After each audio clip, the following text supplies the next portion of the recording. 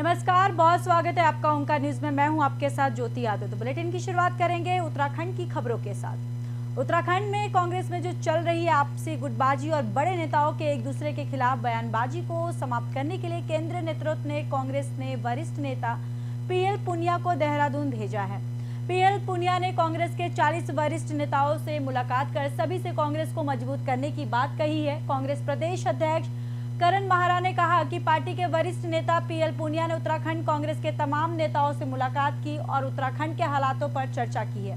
उन्होंने कई महत्वपूर्ण विषयों पर गिनवाया है और जिसको लेकर कांग्रेस सरकार पर हमलावर है। हालांकि कांग्रेस प्रदेश अध्यक्ष ने आपसी गुटबाजी और बयानबाजी को लेकर सामंजस्य बिठाने की कवायद जरूर की है, लेकिन कांग्रेस अध्यक्ष ने कहा कि बड़े नेताओं के बयानबाजी से कार्यकर्ताओं का मनोबल कमजोर हो रहा है। ऐसे में पीएल पुनिया ने सभी नेताओं से बातचीत की है और सबको एकजुट होकर कांग्रेस को मजबूत करने की भी बात कही है।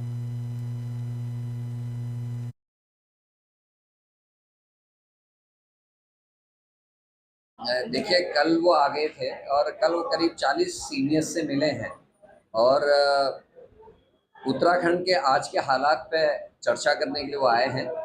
चाहे वो अंकिता भंडारी मर्डर केस में बीजेपी का मिसहैंडलिंग हो, चाहे वो 80 करोड़ हिंदू की आस्था का केंद्र जो जोशीमठ है उसके संग जो व्यवहार हुआ है वो हो। देखिए, कल वो आ गए। तो बढ़ते हैं अगली खबर की ओर। अतीक अहमद हत्याकांड को लेकर उत्तराखंड कांग्रेस के प्रदेश अध्यक्ष करण मेहरा ने बीजेपी सरकार पर हमला बोला है। उन्होंने कहा कि सरकार को न्यायालय पर कोई भरोसा नहीं है। साथ ही कहा कि यूपी में जंगल राज कायम है। अतीक अहमद बड़ा अपराधी था, लेकिन उसको न्यायालय सजा देता। मेहरा ने इस बात पर भी सवाल उठाए कि पुलिस अभिरक्षा ने अतीक अहमद और उनके भाई की हत्या की जाती है और रात में अतीक अहमद को मेडिकल के लिए ले जाना अपने आप में एक संदेह पैदा करता है। तो अतीक हत्याकांड को लेकर अब सियासत भी गर्माती हुई नजर आ रही है। उसी बीच में बताते चले कि अतीक अहमद हत्याकांड को लेकर उत्तराखंड कांग्रेस के प्रदेश अध्यक्ष करण महारा ने बीजेपी सरकार पर हमला बोला। उन्होंने कहा कि सरकार को न्यायालय पर कोई भरोसा नहीं है। साथ ही उन्होंने ये भी आरोप लगाए कि यूपी में जंगल राज कायम है। अतीक अहमद बड़ा अपराधी था, लेकिन उसको न्यायालय सजा देता। महारा ने इस बात पर भी सवाल उठाए कि पुलिस अभिरक्षा में अतीक अहमद और उनके भाई की हत्या की जाती है और रात में अतीक अहमद को मेडिकल के लिए ले जाना अपने आप में एक संदेह पैदा करता है।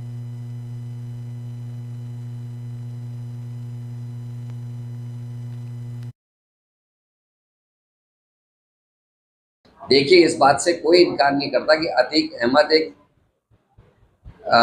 अपराधी था और बड़ा अपराधी था और उसको सजा मिलनी चाहिए थी, लेकिन सजा उसको कानून के हिसाब से मिलनी चाहिए थी। हिंदुस्तान में कानून है, संविधान है और कोर्ट्स हैं और कोर्ट सजा देती है। हमारे यहाँ उम्र कैद से लेके फांसी तक की बड़ी से बड़ी सजाएं हमारे यहाँ है और अतीक अहमद को क्या सजा देनी थी ये कोर्ट के जज ने तय करना था। लेकिन जिस तरीके से उसके 19 साल के बेटे को, जो लॉ का स्टूडेंट था फर्स्ट ईयर का, जिस पर एक भी आपराधिक मुकदमा दर्ज नहीं था, उसका एनकाउंटर करना, उसके बाद पुलिस अभिरक्षा में 17 पुलिस वालों के बीच में रहते हुए भी उसकी हत्या कर देना और रात को उसको मेडिकल के लिए ले जाना, ये सब अपने आप में शंका पैदा करता है। ऐसा लगता है कि भारतीय जनता पार्टी के शासन में जंगल राज इस देश में बस गया है और सरकार को कानून पर भरोसा नहीं है। अगर सरकार को कानून पर भरोसा था तो इस तरीके की हत्या नहीं होनी चाहिए।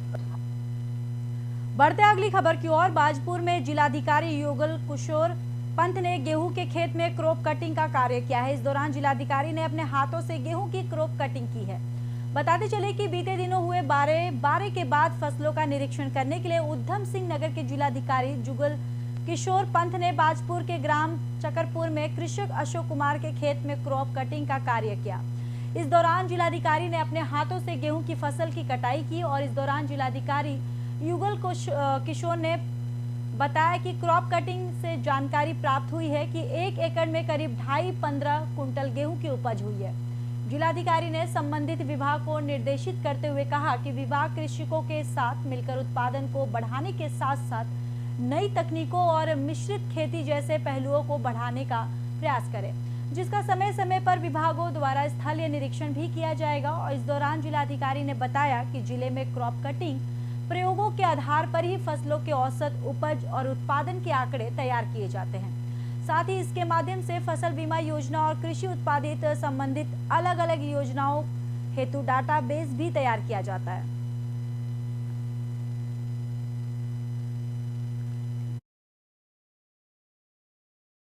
आज चकरपुर गांव में गेहूं की क्रॉप कटिंग के लिए हम लोग आए हैं और यहाँ पे 279 वैरायटी का गेहूं लगाया गया था।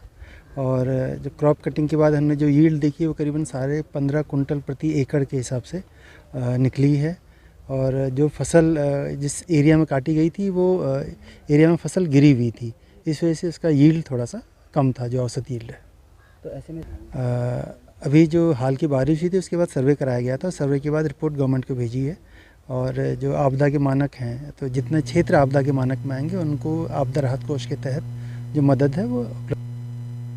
तो वहीं चारधाम यात्रा शुरू होने के कुछ दिन बचे हैं। उत्तरकाशी से गंगोत्री धाम की दूरी 100 किलोमीटर की बदहाल सड़क पर बीआरओ सिर्फ खाना पूर्ति कर रहा है।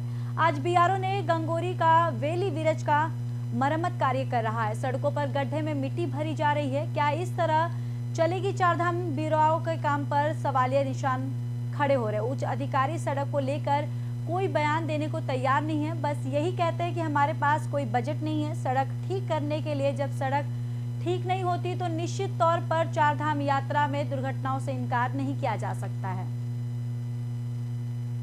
तो चारधाम यात्रा शुरू होने वाली है और उसको लेकर यहाँ पर प्रशासन की लापरवाही सामने आ रही है। दरअसल गंगोत्री धाम की दूरी 100 किलोमीटर की बदहाल सड़क पर बीआरओ सिर्फ खाना पूर्ति करता हुआ नजर आ रहा है। आज बीआरओ ने गंगोरी का वैली विरज का मरम्मत कार्य किया है और साथ ही साथ सड़कों पर गड्ढे में मिट्टी भरी जा रही है। क्या इस तरह चलेगी चारधाम यात्रा? ये एक बड़ा सवाल उठता है। वहीं बीआरओ के काम पर सवाल या निशान भी खड़े हो रहे हैं। दरअसल उच्च अधिकारी सड़क को लेकर कोई बयान देने को तैयार नहीं है। बस यही कहते हैं कि हमारे पास कोई बजट नहीं है सड़क ठीक करने के लिए। जब सड़क ठीक नहीं होगी तो निश्चित तौर पर चारधाम यात्रा में दुर्घटनाओं से इनकार नहीं किया जा सकता।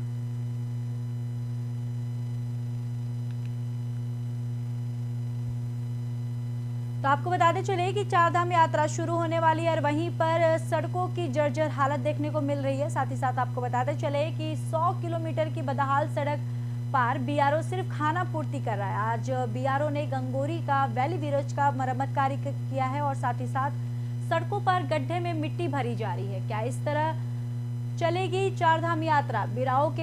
बीआरओ के काम पर सवालिया निशान भी खड़े हो रहे हैं। उच्च अधिकारी सड़क को लेकर कोई बयान देने को तैयार नहीं है।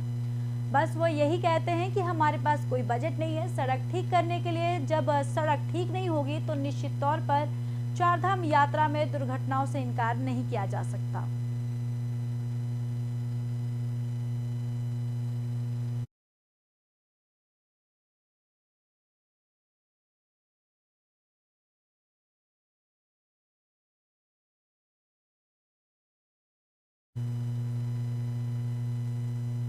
केदारनाथ में साल 2013 आपदा के दौरान केदारनाथपुरी में स्थित दर्जनों मकान जमीन दोष हो गए थे, लेकिन केदारनाथ स्थित भोपाल भवन को कोई नुकसान नहीं हुआ है।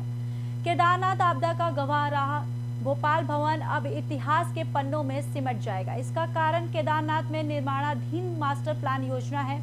इस बारे में भोपाल भवन के स्वामी सौरभ शुक्ला ने भावुक होते हुए बताया कि साल 2013 में जब केदारनाथ में भी भीषण आपदा आई तब दर्जनों मकान, लाज और दुकानें आपदा की भेंट चढ़ गई थी, लेकिन उनका भोपाल भवन यथावत खड़ा रहा।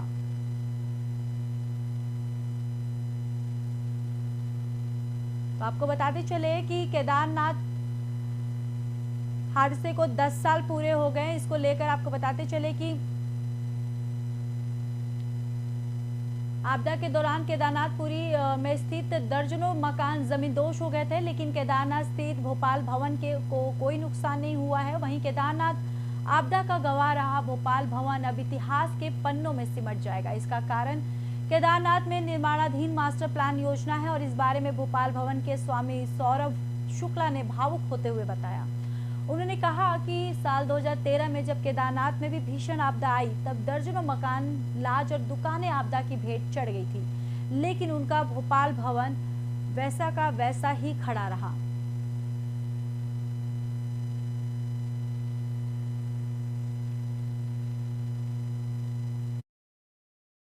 आपदा में एकमात्र भवन भोपाल भवन जिसने सरकार का 2013 की आपदा में पूरा अपना सहयोग दिया और यहीं से शासन प्रशासन की व्यवस्थाएं सुचारू रूप से चली और वही आज मास्टर प्लान के अनुबंध में इसको तोड़ा जा रहा है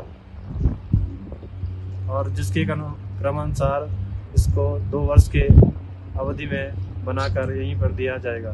आपदा में एकमात्र भवन भोपाल भवन जिसने सरकार का 2013 की आपदा में पूरा अपना सहयोग दिया। देश में दिन पर दिन कोरोना मरीजों के मामलों में इजाफा होते जा रहा है। कोरोना के बढ़ते मामलों की वजह से सरकार और प्रशासन भी चिंता बढ़ती जा रही है। नतीजन सरकार की ओर से एहतियातन कदम बढ़ते जा रहे हैं और इस बीच प्रदेश में 24 घंटे के भीतर 94 नए कोरोना संक्रमित मिले हैं, जबकि एक संक्रमित मरीज की मौत भी हो गई है। वर्तमान में 292 सक्रिय मामले हैं। वहीं स्वास्थ्य विभाग की रिपोर्ट के मुताबिक शनिवार को 785 सैंपलों की जांच की गई है। इसमें 94 लोग कोरोना मरीज संक्रमित पाए गए। इसमें देहरादून जिले में 48 संक्रमित मिले हैं, जबकि नैनीताल में 29, हरिद्वार में 4, बागेश्वर और टिहरी जिले में 3, अल्मोड़ा और पिथौरागढ़ में 2, पौड़ी और उधमनगर में उत्तरकाशी जिले में 1 संक्रमित मिला है। वहीं राजकीय दून मेडिकल कॉलेज में एक संक्रमित मरीज की मौत हुई है। बताते चले कि 79 संक्रमित स्वस्थ हुए हैं और वहीं प्रदेश में 292 सक्रिय मरीजों का अभी भी इलाज चल रहा है।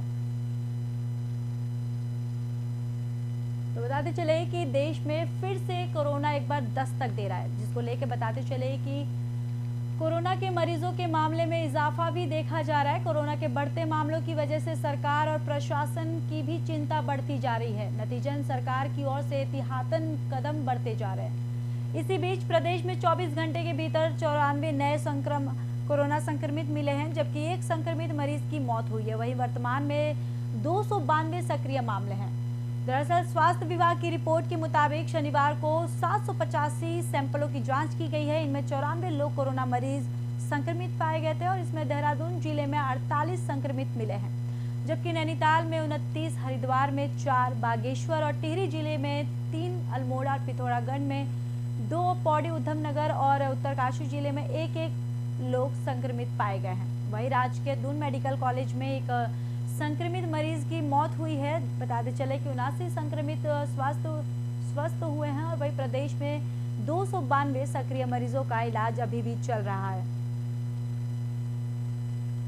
तो लगातार देश में फिर से कोरोना के मामलों में इजाफा हो रहा है। साथ ही साथ आपको बताते चले कि इस बढ़ते मामलों की वजह से सरकार और प्रशासन की भी नींद उड़ गई है। नतीजन सरकार की ओर से एहतियातन कदम बढ़ते जा रहे हैं और इसी बीच प्रदेश में 24 घंटे के भीतर 94 नए कोरोना संक्रमित मिले हैं, जबकि एक संक्रमित मरीज की मौत हुई है। वर्तमान में 292 सक्रिय मामले हैं। वहीं स्वास्थ्य विभाग की रिपोर्ट के मुताबिक शनिवार को 785 सैंपलों की जांच की गई है। इसमें 94 लोग कोरोना मरीज संक्रमित पाए गए हैं और इसमें देहरादून जिले में 48 संक्रमित पाए गए हैं, जबकि नैनीताल में 29, हरिद्वार में 4, बागेश्वर और टिहरी जिले में 3, अल्मोड़ा और पिथौरागढ़ में 2 और पौड़ी, उधमनगर, उत्तरकाशी जिले में 1 संक्रमित मिला है। राजकीय दून मेडिकल कॉलेज में एक संक्रमित मरीज की भी मौत हो गई है। वहीं बताते चले कि 79 संक्रमित स्वस्थ हुए हैं और प्रदेश में 292 सक्रिय मरीजों का इलाज अभी चल रहा है।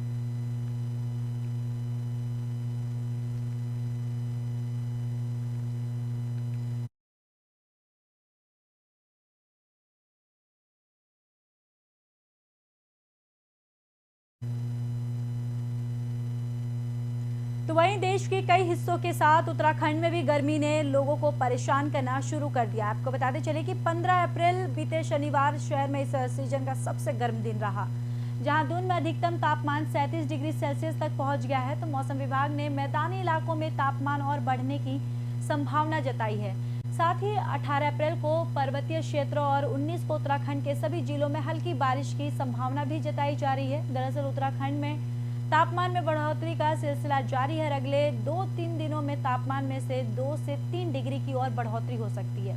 हालांकि 19 अप्रैल को गर्मी से राहत की उम्मीद है। मौसम विभाग ने प्रदेश के सभी जनपदों में बारिश का अलर्ट जारी कर दिया है।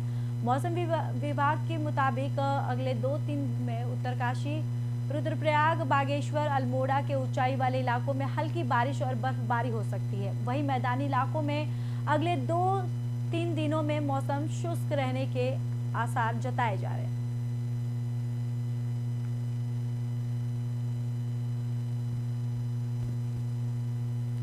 तो बताते चले कि देश के कई हिस्सों के साथ उत्तराखंड में भी गर्मी ने लोगों को परेशान करना शुरू कर दिया है। इस बीच 15 अप्रैल को शनिवार शहर में इस सीजन का सबसे गर्म दिन रहा, जहां देहरादून में अधिकतम तापमान 37 डिग्री सेल्सियस तक पहुंच गया है। वहीं मौसम विभाग ने मैदानी इलाकों में तापमान और बढ़ने की संभावना जताई है।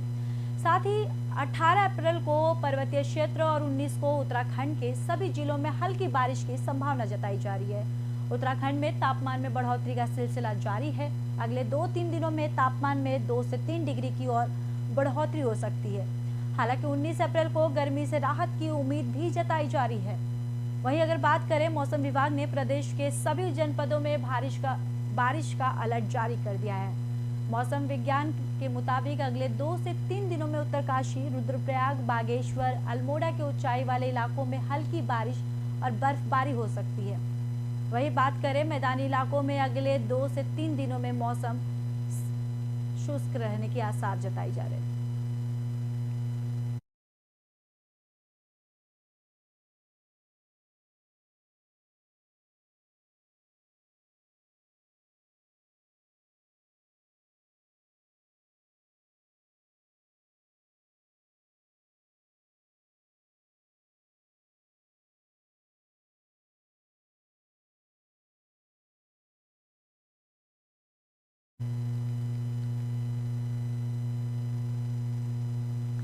तो बताते चले कि देश के कई हिस्सों के साथ उत्तराखंड में भी गर्मी ने लोगों को परेशान करना शुरू कर दिया है। आपको बताते चले कि 15 अप्रैल को शहर का इस सीजन का सबसे गर्म दिन रहा है, जहां दून में अधिकतम तापमान 37 डिग्री सेल्सियस तक पहुंच गया था। वहीं मौसम विभाग ने मैदानी इलाकों में तापमान और बढ़ने की संभावना जताई है। साथ ही 18 अप्रैल को पर्वतीय क्षेत्रों और 19 को उत्तराखंड के सभी जिलों में हल्की बारिश की संभावना जताई जा रही है। वहीं आपको बताते चले कि उत्तराखंड में तापमान में बढ़ोतरी का सिलसिला जारी है। अगले 2-3 दिनों में तापमान में से 2-3 डिग्री की ओर बढ़ोतरी हो सकती है। हालांकि 19 अप्रैल को गर्मी से राहत की उम्मीद जताई जा रही है। मौसम विभाग ने प्रदेश के सभी जनपदों में बारिश का अलर्ट जारी कर दिया है। और वहीं मौसम विज्ञान के मुताबिक अगले 2 से 3 दिनों में उत्तरकाशी, रुद्रप्रयाग, बागेश्वर, अल्मोड़ा के ऊंचाई वाले इलाकों में हल्की बारिश और बर्फबारी हो सकती है। वहीं मैदानी इलाकों में अगले 2-3 दिनों में मौसम शुष्क रहने की संभावना जताई जा रही है।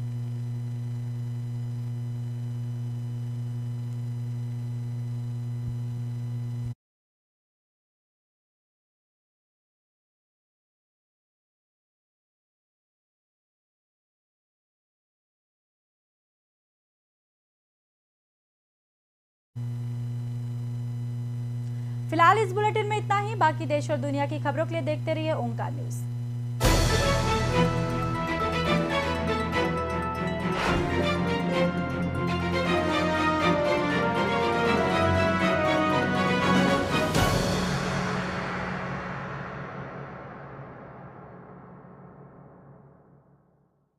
जाएगा। इस फैसले के आने के बाद